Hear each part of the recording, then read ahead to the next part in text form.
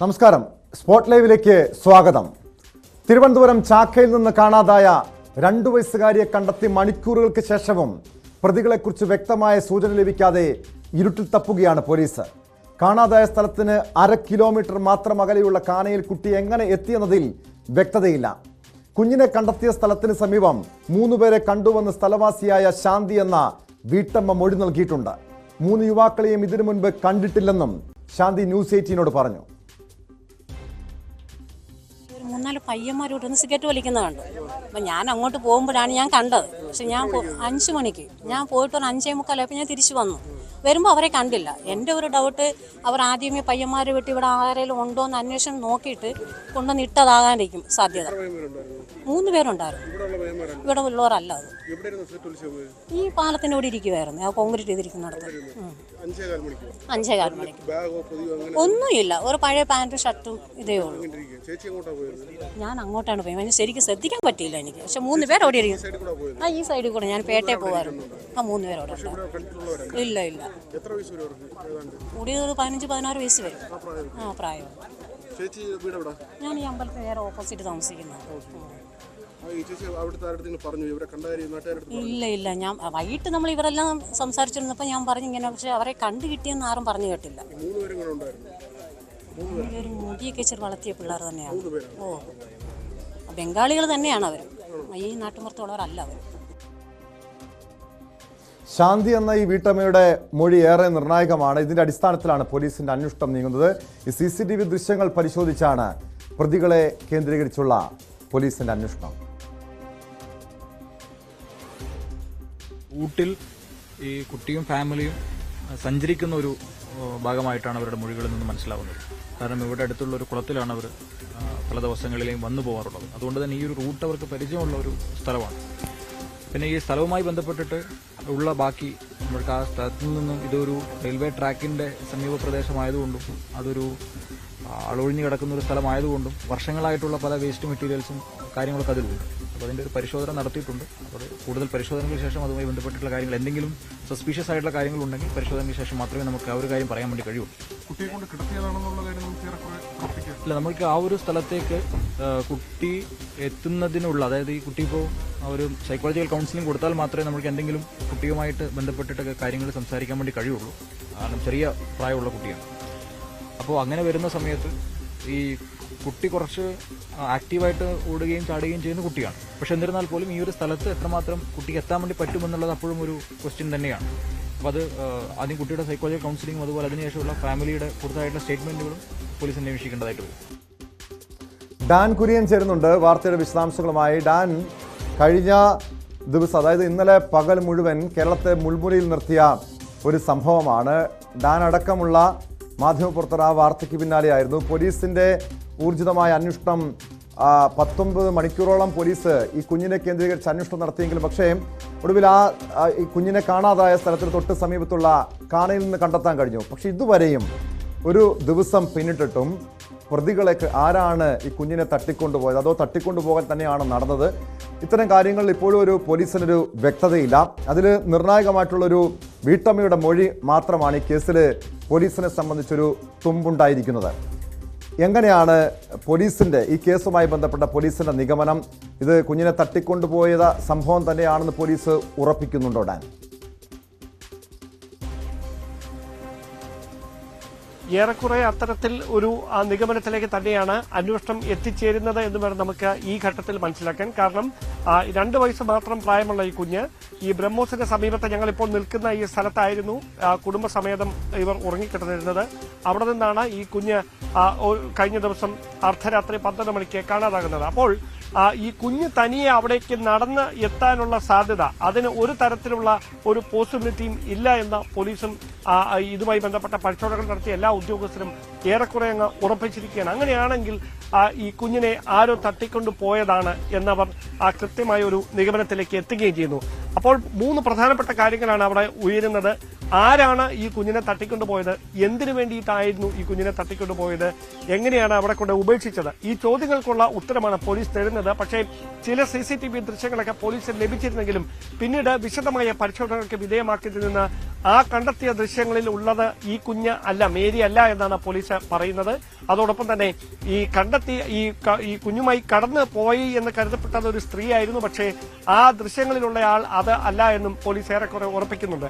അങ്ങനെയാണെങ്കിൽ എന്തിനു വേണ്ടിയിട്ടാണ് ഈ കുഞ്ഞിനെ ഇങ്ങനെ തട്ടിക്കൊണ്ട് പോയതെന്നൊരു വലിയ ചോദ്യത്തിന് ഉത്തരം കണ്ടെത്തേണ്ടതുണ്ട്. അതുമായി ബന്ധപ്പെട്ട നിരവധി ആളുകളെ, അതായത് ഈ നാടോടി സംഘത്തിൽ ഉൾപ്പെട്ട ഈ മേരിയുടെ മാതാപിതാക്കൾക്കൊപ്പം ഇവിടെ ഉണ്ടായിരുന്ന മറ്റുള്ള ആളുകൾ, അതോടൊപ്പം തന്നെ ഈ റെയിൽവേ ട്രാക്കിന്റെ മറുവശത്തുള്ള ഇതര സംസ്ഥാന തൊഴിലാളികൾ താമസിക്കുന്ന ക്യാമ്പുകൾ, അതോടൊപ്പം തന്നെ സമീപ സ്ഥലങ്ങളിലുള്ള ഇതര സംസ്ഥാന തൊഴിലാളികൾ എത്താൻ ഇടയുള്ള സ്ഥലങ്ങൾ, അവിടെയൊക്കെ വിശദമായ പരിശോധനകളാണ് പോലീസ് വിവിധ സംഘങ്ങളായി തിരിഞ്ഞ് നടത്തിക്കൊണ്ടിരിക്കുന്നത്.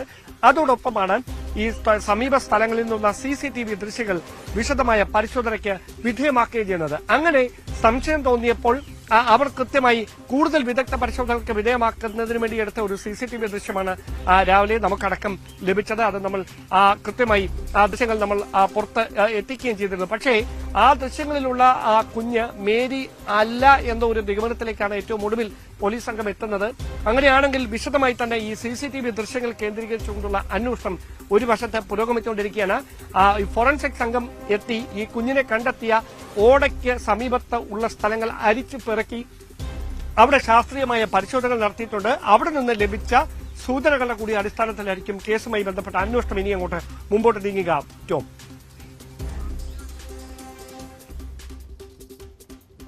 ഡാന്, നമുക്കറിയാം ഇന്നലെ കുഞ്ഞിനെ കണ്ടെത്തിയ ഉടൻ തന്നെ ആശുപത്രിയിൽ പ്രവേശിപ്പിച്ചിരുന്നു. കുഞ്ഞിൻ്റെ ഈ മേരിയുടെ ആരോഗ്യനില എങ്ങനെയാണ്? മറ്റു തരത്തിലുള്ള കാരണം കുഞ്ഞിനെ തട്ടിക്കൊണ്ടുപോയവരുടെ ലക്ഷ്യം എന്താണെന്ന് സംബന്ധിച്ച് അവരെ കണ്ടെത്തിയാൽ, അവരെ പിടികൂടിയാൽ മാത്രമേ മനസ്സിലാവുകയുള്ളൂ. കുഞ്ഞ് പക്ഷേ വളരെ സുരക്ഷിതയായി തിരിച്ചു കിട്ടിയത് വലിയ ഭാഗ്യം കൊണ്ടാണെന്ന് വിശ്വസിക്കാം. കാരണം നമുക്കറിയാം ഇതിനു മുൻപ് ഇത്തരം തട്ടിക്കൊണ്ടുപോകൽ കേസിൻ്റെ സംഭവങ്ങളുടെയൊക്കെ അന്ത്യം വളരെ വേദനിപ്പിക്കുന്നതായിരുന്നു. അത്തരം ഒരു ദുരന്തവും സംഭവിക്കാത്തത് ഒരുപക്ഷേ ജാഗ്രതയോടുകൂടി കേരളം ആ കുഞ്ഞിന് വേണ്ടി കാത്തിരുന്നതാണ്. പോലീസിൻ്റെ വലിയ രീതിയിലുള്ള ഇടപെടലുകളാണ്, വലവിരിച്ചുള്ള അന്വേഷണമാണ്. ഒരുപക്ഷേ ഈ കുഞ്ഞുമായി കടന്നു കളയാൻ കഴിയാത്തതിൻ്റെ പശ്ചാത്തലത്തിൽ ഈ കുഞ്ഞിനെ തട്ടിക്കൊണ്ടുപോയ സ്ഥലത്ത് തന്നെ തിരികെ കൊണ്ടുപോയി ഉപേക്ഷിച്ചതാണ് എന്ന ഒരു നിഗമനത്തിലേക്ക് എത്താമോ?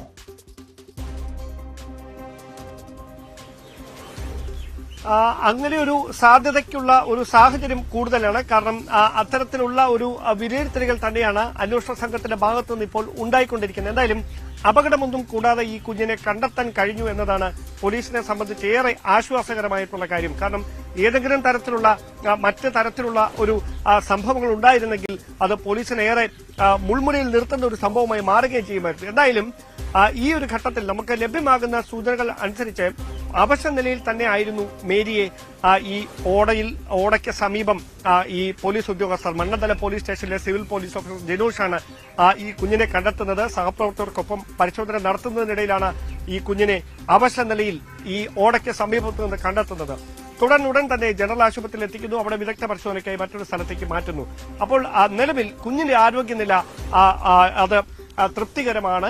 അല്ലെങ്കിൽ ഉണ്ടായിരുന്ന സമയത്ത്, കണ്ടെത്തിയ സമയത്ത് ഉണ്ടായിരുന്നതിനേക്കാൾ നല്ല ഒരു ആരോഗ്യ അന്തരീക്ഷത്തിലേക്ക് മേരി മാറിയിട്ടുണ്ട്. ഇനി ഈ പോലീസിന്റെയും അന്വേഷണ സംഘത്തിന്റെ മുമ്പിലുള്ള പ്രധാനപ്പെട്ട ഒരു കാര്യമെന്ന് പറയുന്നത് ഈ കുഞ്ഞിനെ അവർക്ക് സംശയമുള്ള ചില രേഖാചിത്രങ്ങളൊക്കെ പോലീസ് തയ്യാറാക്കുന്നുണ്ട്.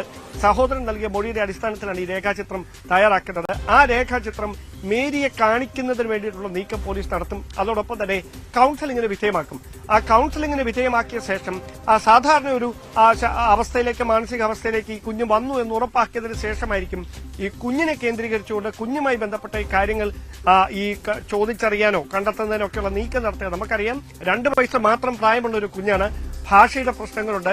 അങ്ങനെ ഒരു കുഞ്ഞിൽ നിന്ന് ഇങ്ങനെ ഒരു കേസുമായി ബന്ധപ്പെട്ട് എത്രത്തോളം കാര്യങ്ങൾ ചോദിച്ചറിയാൻ കഴിയുമെന്നൊരു വലിയ വെല്ലുവിളിയുണ്ട്. അതിനാണ് പോലീസ് കൊല്ലത്ത് നിന്നും ഏതാനും മാസങ്ങൾക്ക് മുൻപ് തട്ടിക്കൊണ്ടുപോയ അബിഗേൽ എന്ന കുഞ്ഞിന്റെ കഥ നമുക്കറിയാം. ഡാനൊക്കെ അവിടെ സ്ഥലത്ത് പോയി വിശദമായി ഈ വാർത്ത റിപ്പോർട്ട് ചെയ്തതാണ്. അന്ന് ഒരുപക്ഷെ ആ കുഞ്ഞൊരു 6 വയസ്സുകാരിയായിരുന്നു. അവർക്ക് കൃത്യമായി തട്ടിക്കൊണ്ടുപോയതിനെക്കുറിച്ച് കൃത്യമായ ബോധ്യമുണ്ടായിരുന്നു. ഈ അബിഗേലിൻ്റെ സഹോദരൻ നൽകിയ വിവരങ്ങളൊക്കെ കേസിൽ നിർണായകമായ, അതുകൊണ്ടാണ് ആ പ്രതികളിലേക്ക് എത്താൻ പോലീസിനേറെ സഹായകരമായത്. പക്ഷേ ഈ കേസിലേക്ക് വരുമ്പോൾ 1-2 വയസ്സുള്ളൊരു കുഞ്ഞ് ഇത്തരം കാര്യങ്ങൾ, അത് ഒരു കമ്മ്യൂണിക്കേഷൻ പോലും ഒരു പക്ഷേ പോലീസിനെ സംബന്ധിച്ച് ബുദ്ധിമുട്ടായിരിക്കാം. ഒരു ഭാഷ ഒരു വലിയ പ്രധാനപ്പെട്ട വെല്ലുവിളിയാണ്. കുഞ്ഞിന് ഈ ആളുകളെ തിരിച്ചറിയാൻ കഴിയുമോ? ഈ ഡാൻ സൂചിപ്പിച്ച പോലെ രേഖാചിത്രമൊക്കെ തയ്യാറാക്കി കുഞ്ഞിനെ കാണിച്ചു കഴിഞ്ഞാൽ അത് മനസ്സിലാക്കാൻ കഴിയുന്ന അത്രയും ഒരു 2 വയസ്സുള്ള കുഞ്ഞിനത് മനസ്സിലാക്കാൻ കഴിയുമോ എന്ന കാര്യം പോലും സംശയമാണ്. അതുകൊണ്ട് ഈ കുഞ്ഞിനെ കൗൺസിലിങ്ങിന് വിധേയമാക്കി കുഞ്ഞിൽ നിന്നും വിവരങ്ങൾ ശേഖരിച്ചുകൊണ്ട് ഒരു അന്വേഷണം നടത്തിയാൽ പ്രതികളിലേക്ക് എത്താൻ കഴിയുമെന്നത് എത്രത്തോളം നമുക്ക് കണക്കുകൂട്ടാൻ കഴിയും ഡാൻ? അത് തന്നെയാണ് ടോം അതിന്റെ ഏറ്റവും പ്രധാനപ്പെട്ട ഒരു വെല്ലുവിളി. ഞാൻ അതാണ് ആദ്യം ചൂണ്ടിക്കാണിച്ചതും. കാരണം ആദ്യഘട്ടത്തിൽ ഈ കുഞ്ഞിന്റെ സഹോദരൻ, നേരെ മൂത്ത സഹോദരൻ പറഞ്ഞത് മഞ്ഞ സ്കൂട്ടറിലെത്തിയ 2 പേർ അർദ്ധരാത്രി സമീപത്ത് വാഹനം നിർത്തുന്നു, കുഞ്ഞിനെയുമായി കടക്കുന്നു, അതിനിടയിൽ ഒരു മുട്ടായി കാണിച്ച് തന്നെയും പ്രലോഭിപ്പിക്കാൻ നോക്കുന്നു. ഇത്തരത്തിലുള്ള മൊഴികളായിരുന്നു പോലീസിന് നൽകിയത്.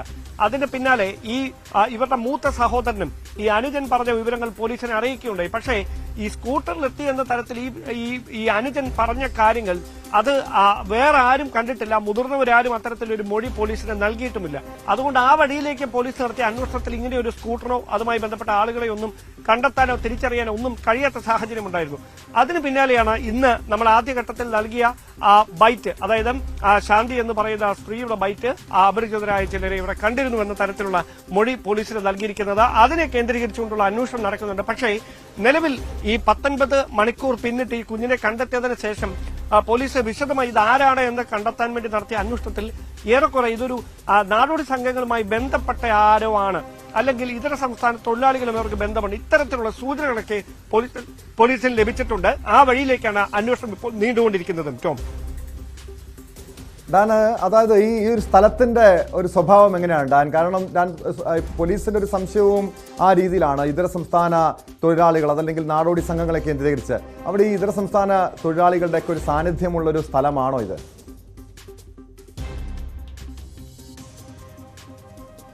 അതായത് ഈ ബ്രഹ്മോസിന് സമീപത്തെ ഒരു മൈതാനത്ത്, ഞങ്ങളിപ്പോൾ നിൽക്കുന്ന ഈ മൈതാനത്താണ് ഇവർ ഇങ്ങനെ കൂട്ടമായി എത്തി താമസിക്കുന്നത്. ഈ ഒരു വർഷത്തിൽ 2 തവണ ഈ ബീഹാറിൽ നിന്നുള്ള നാടോടി സംഘം ഇവിടേക്ക് എത്താറുണ്ട്. തേൻ ശേഖരിക്കുന്നതിന് വേണ്ടിയാണ് അവരിവിടേക്ക് എത്തിയിരിക്കുന്നത് എന്നാണ് പോലീസിന് നൽകിയിരിക്കുന്ന മൊഴി. അപ്പോൾ ഈ നാടുമായിട്ട് കൃത്യമായ പരിചയമുണ്ടവർക്ക്. ഈ നാടിൽ അവർ വരുന്ന സമയവും ഏറെക്കുറെ എല്ലാ വർഷവും ഇതേ സമയത്ത് തന്നെയാണ് എത്തിയിരുന്നത്. പക്ഷേ ഈ സമീപ സ്ഥലങ്ങളിലും, അതായത് ഇവർ കിടന്ന് ഉറങ്ങിയിരുന്നതിന് സമീപത്ത് റെയിൽവേ ട്രാക്കാണ്. ആ റെയിൽവേ ട്രാക്കിന്റെ മറുവശത്തും സമാനമായ തരത്തിൽ ഈ ഇതര സംസ്ഥാന തൊഴിലാളികൾ താമസിക്കുന്ന സ്ഥലമുണ്ട്.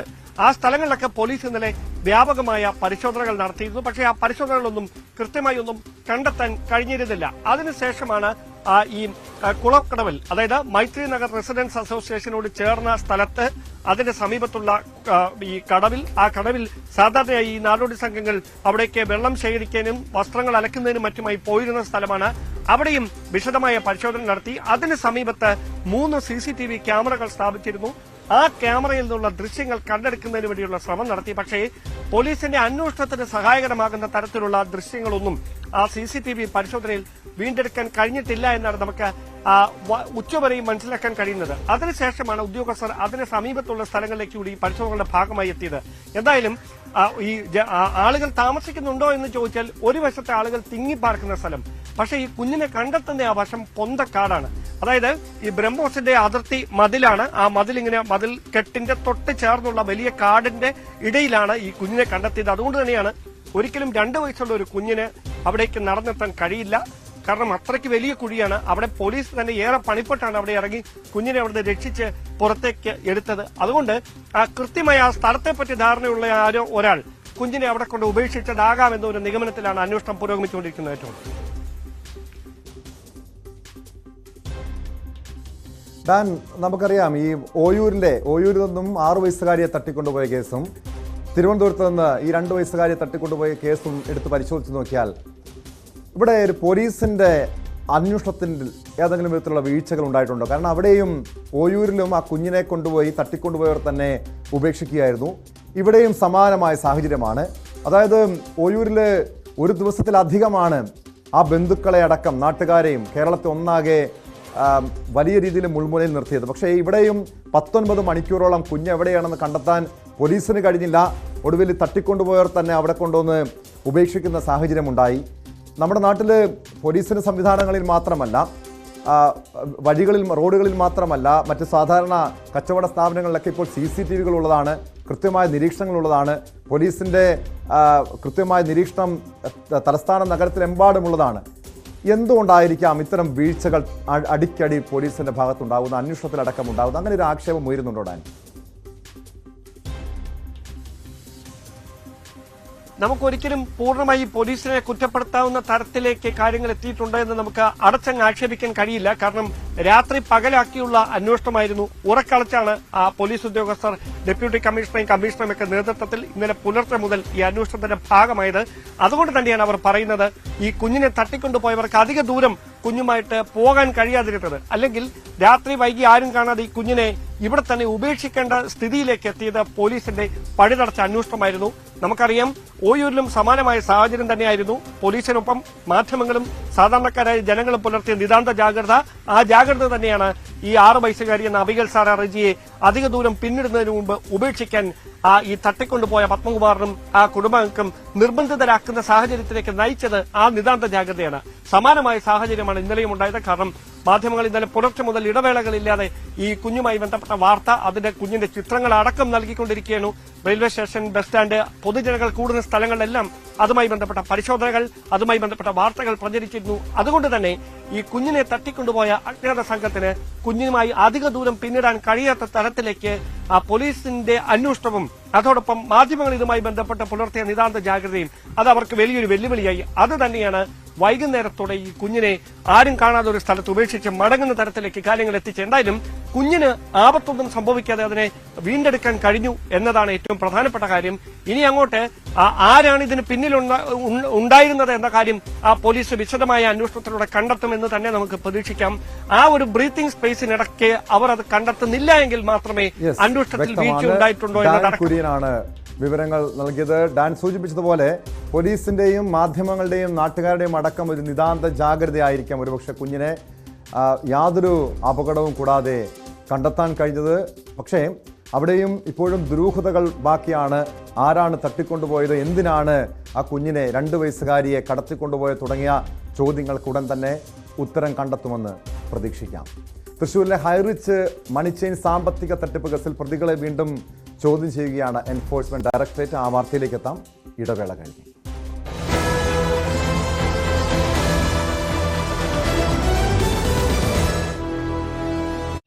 Okay then.